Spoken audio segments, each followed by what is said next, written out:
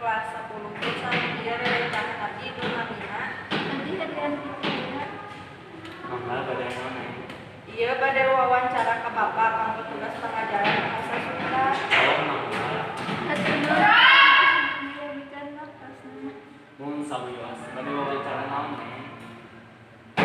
Bidang profesi nu ditepunan ku Bapak. Oh, mangga bisa.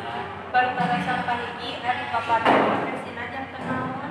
Punten guru sareng isi acara kajian KDM sekolah.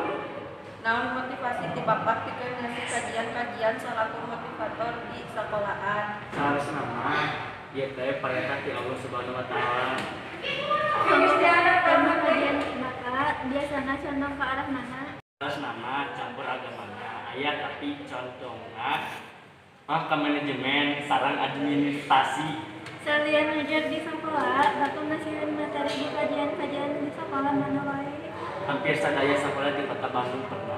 Bapak masihan kajian ka pelajar SMA Hungkul. Laras di angkatan SMA kemudian kali SD SMA itu Aya pesan di Bapak punya para pelajar sadayana. kedah rajin diajar we sareng ulah hilal di barengan ibadah sareng agama. Pak akan wae wawancara singkat ti abdi sareng rerencangan mun ieu tiasa janten motivasi kami urang sadayana. Mohon amin sami-sami. Waalaikumsalam